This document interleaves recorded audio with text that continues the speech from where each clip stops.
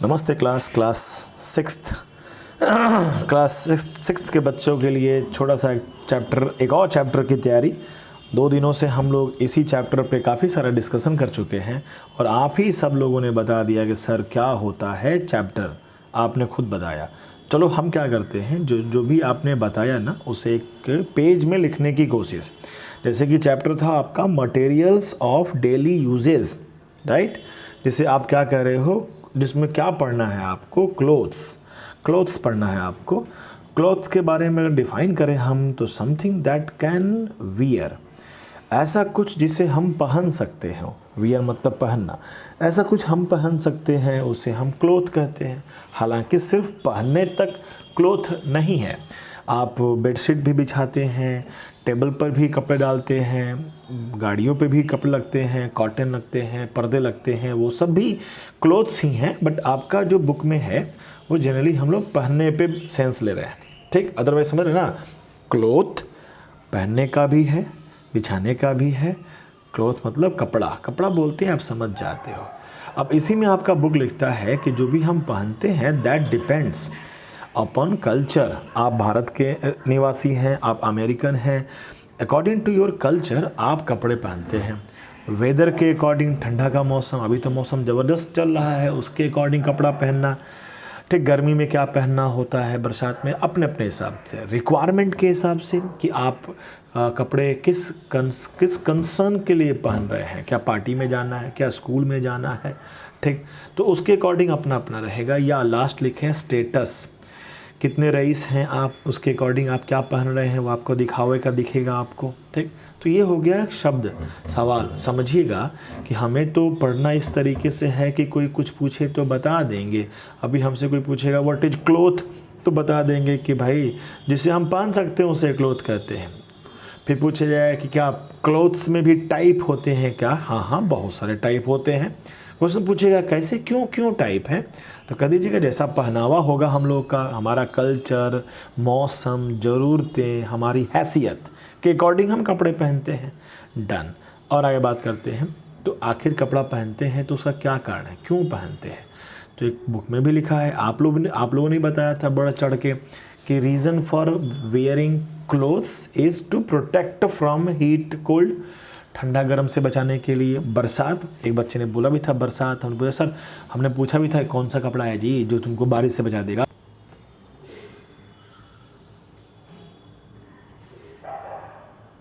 चलो, तो बच्चे ने अच्छे आंसर दिए थे, कहे थे क्या, रेनकोट सर, रेनकोट भी तो पहनते हैं, बारिश से बचाता नहीं क्या। इंसेक्ट वगैरह से भी, हालांकि इंसेक्ट से कहाँ बचाएगा, हाँ मच्छर काटेगा तो शायद नहीं काटने देगा ना, कपड़े के ऊपर थोड़ी काट लेता है सब, राइट।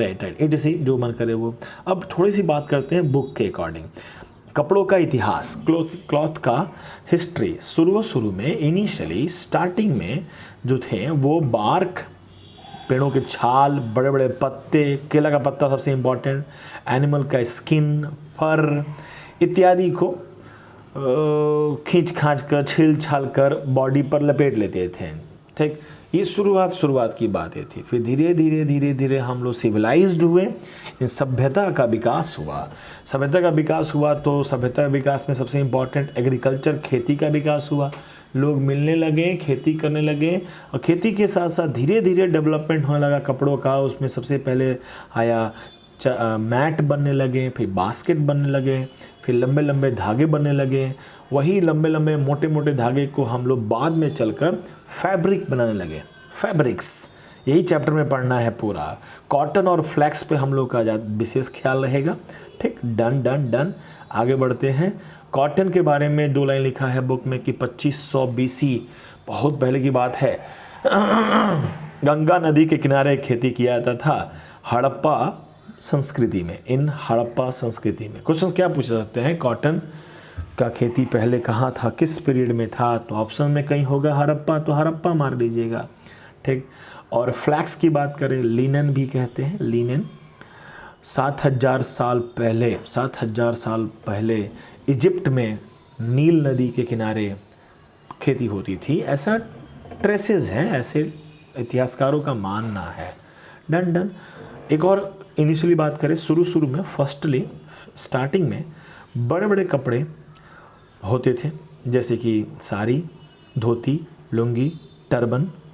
सरदार जी का टर्बन क्यों होते थे बड़े बड़े? क्योंकि स्टिचिंग नहीं जानते थे हम लोग। स्टिचिंग मतलब काटना, छाटना, सीना। उस समय हम लोग पास ऐसा कुछ मशीन नहीं था, सुई धागा नहीं बना हुआ था, तो जो बड़ा सा बड़ा टुकड़ा बन जाता था वही हम लोग लपेट लेते थे। तो stitching was not known at that time. उस समय स्टिचिंग के बारे में जानकारी नहीं था, इसलिए हम लोग बड़े बड़े कपड़े इस्तेमाल करते थे। और शायद इसीलिए हम लोग का इंडियन का ट्रेडिशन बन के रह गया साड़ी, धोती, लुंगी, टर्बन, जो कि अनस्टिच क्लॉथ है। अब क्वेश्चन कैसे पूछा सकते हैं? क्वेश्चन पूछ देगा, 4 ऑप्शन दे देगा, बोले 4 ऑप्शन में कौन अनस्टिच्ड क्लॉथ है, तो ये दिखेगा बड़ा बड़ा जो कपड़ा दिखेगा वही अनस्टिच्ड है। अनस्टिच मतलब काटा छाटा सुई धागा नहीं लगाया गया है वो। Done done done. तो अब हम बात करते हैं फाइनली अपने सिलेबस पे। जब स्टिचिंग होने लगी, एग्रीकल्चर बढ़ने लगा, हम कई तरीक़ों से फैब्रिक का निर्माण करने लगे। तो फैब्रिक जो जिसका हम लोग धागा बनाएंगे, थ्रेड, उस धागा को थोड़ा साइंटिफिक कहते हैं यार्न। तो यार्न कह लो या थ्रेड कह लो, बात बराबर है। उसी धागे को और पतला करेंगे। आपके बुक में भी एक एक्टिविटी दिया है, आप कोई भी कपड़ा ले लो, कपड़ा में से कुछ खींचोगे ना, कुछ रेसा उसे निकलता है, खींचोगे तो वो धागा निकल रहा है, उस धागा को और पतला करोगे और तानोगे तो टूटेगा, तो उसके अंदर के पतले पतले फाइबर दिखना शुरू हो जाएंगे। तो फाइबर, थ्रेड, यार्न और फैब्रिक सभी एक ही वर्ड है, ठीक, थोड़ा सा रूप बदलता है।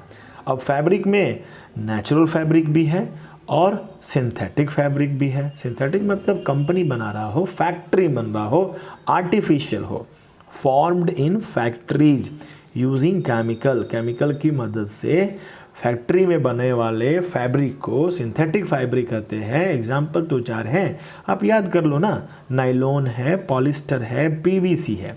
पीवीसी का फुल फॉर्म पॉलीविनाइल क्लोराइड, जिसका ज़्यादातर इस्तेमाल ऑन इलेक्ट्रिक वायर, आप देखे होंगे तार पे इलेक्ट्रिक जो वायर होता है, मोबाइल का चार्जर होता है, हर जगह आप तार देखते होंगे, तार के ऊपर रबड़ जैसा नहीं लपेटा हुआ होता है सो दैट कि आपको करंट ना मारे, तो वो पीवीसी होता है, ठीक, वो भी फैब्रिक है।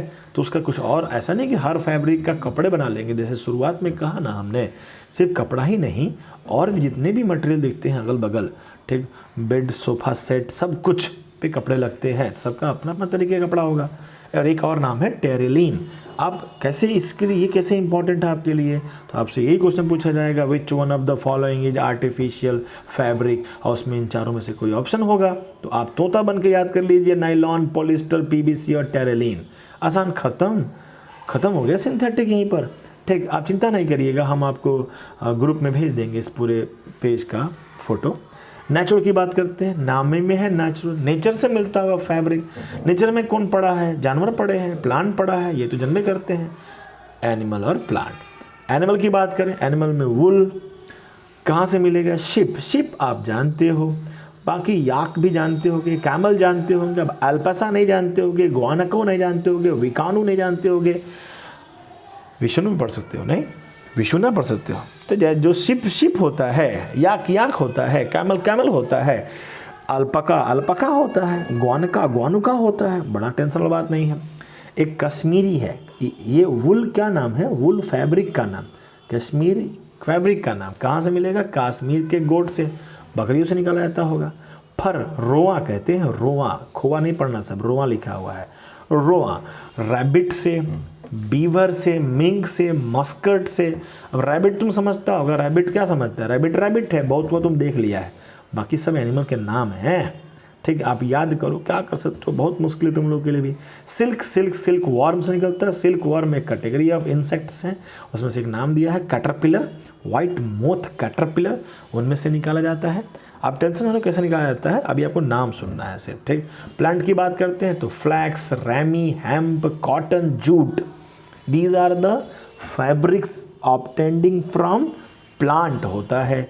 आसान सा बात है, कोई दिक्कत नहीं, ठीक। जो ग्रुप में नहीं बच्चे हैं, अदर देन अपने स्कूल से ही बाहर के बच्चे पढ़ाई करते हैं हम लोगों से, तो यहाँ का स्क्रीनशॉट ले लेंगे तो फैब्रिक वाला बात हो जाएगा, और फिर आप ऊपर का एक स्क्रीनशॉट ले लेंगे तो आपका मटेरियल भी हो जाएगा। तो लगभग हम लोगों ने एक हिस्सा पे बात कर लिया। छोटा सा वीडियो आसान सा वीडियो, बड़े आराम से देख सकते हो, लिख सकते हो, सुन सकते हो। ठीक, अब इसके आगे हम लोगों को क्या करना है, एक एक करके कॉटन पे विशेष फोकस है हम लोगों का, और फ्लैक्स पे विशेष फोकस है। थोड़ा बहुत उसके बारे में पढ़ लिया जाएगा। तो हमारे हिसाब से हम लोग तो एक दिनों में तो ये वाला चैप्टर, इतना बात तो खुद आप बोले हो, हम तो अभी क्या कर रहे हैं, सिर्फ इसे सजा कर दे दिया, आपको नोट्स बना दिए। ये तो इतना सारा बात तो खुद बोले हो, डिस्कशन हुआ ना हम लोग जूम क्लासेस में बैठ के कितना सारा बात किए, तो उसमें आपने इतना सारा बात बोला, हमने समराइज कर दिया। फिर हम लोग एक दिन क्या करेंगे, आपके बुक जो भी पढ़ के आप आए होंगे उस पर एक थोड़ा सा बात कर लिया जाएगा, फिर बात निकल के आएगा तो एक पन्ने पे रख के दे देंगे आपको। ठीक, तैयारी चलती रहिए। आने वाले समय में एग्ज़ाम भी लेना है हम लोग को आपका। हम लोग तो एग्ज़ाम ले रहे हैं, 3 एग्ज़ाम दे चुके हैं ऑलरेडी। आप 3 दे चुके हैं ना, 3 दे चुके हैं शायद, 3 दे चुके हो। एक और दिन में तैयार हो जाओ, बहुत है। ठीक है, धन्यवाद।